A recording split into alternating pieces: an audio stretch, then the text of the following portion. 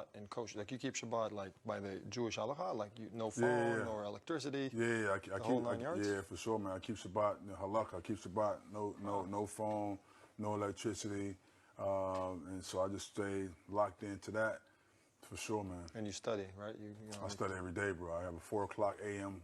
lesson. Really? Wow. We're going over. It's review for me, but we're going over the laws of Shabbat with the rest of the class, and then I have like a 2 p.m. afternoon lesson going over kashrut, just learning how to really kosher your kitchen as far as food, utensils, and so forth. And then I have friends that live in Jerusalem, and we learn on we read the Mishnah, we're going over the Gemara. Really? Wow. You know, we It's deep. Yeah, I love that. I mean, I read Mishnah and Gemara sometimes, and yeah. It's hard for me because it's better to learn with friends for me because my reading in Hebrew is slow at the moment, right? So I read very slowly, and then I have to get the translation on what I'm reading. So it's great to either learn with the rabbi or with friends that can help with that breakdown. And that was what, you know, got you to come play in Israel, you think? Yeah, I mean, yeah, when I came in 2010, that connection got me to play in Israel.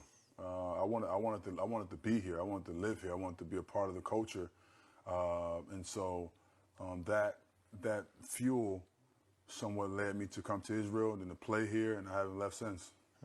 Interesting. And you think, so where does that put you from a basketball perspective? That just you feel like it's just giving you the you know, just put you in a different, you know, maybe atmosphere, maybe just you being more relaxed, more just, you know, connected to your roots? I mean, you know what, for me, man, it's a lot of learning when it comes to Judaism, and when it comes to like character traits and your midos.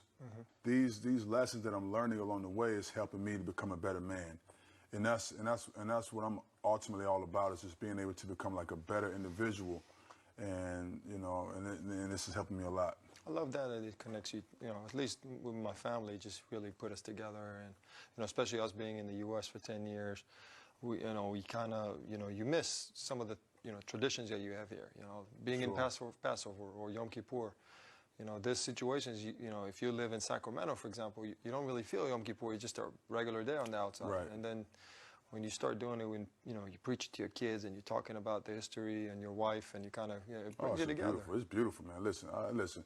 When I was with the Knicks, and I was learning big time, and I felt a little bit embarrassed to talk to my teammates about it because I felt like they wouldn't understand. I mean, it comes with, for me, what I've noticed, it comes with maturity, right? When as I got older, I started maturing more. I started realizing, wait, there's more to life than just parties. Let me disconnect myself from that world and connect myself back with Torah. And when I was with the Knicks, we had Yom Kippur came around. And when Yom Kippur came around, it was always during training camp. It happened to me my rookie year. I remember that. It happened to me.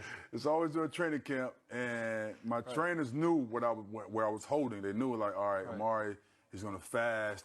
He's not drinking water. He's not eating, but it's still training camp. And training camp is the hardest time of the year for us because we got to do a lot of sprints, weight training, more sprints, like overdose of like sprints and cardio. And so my trainer would stand beside me every time and just watch me see if I faint. I remember that, and my teammates were looking at me like, "What is this guy doing?" You know. But every year, Yom Kippur came around, training camp, I would run my sprints, and the trainers would just be right there, watching me, so to prevent me from fainting. That's funny. It's crazy.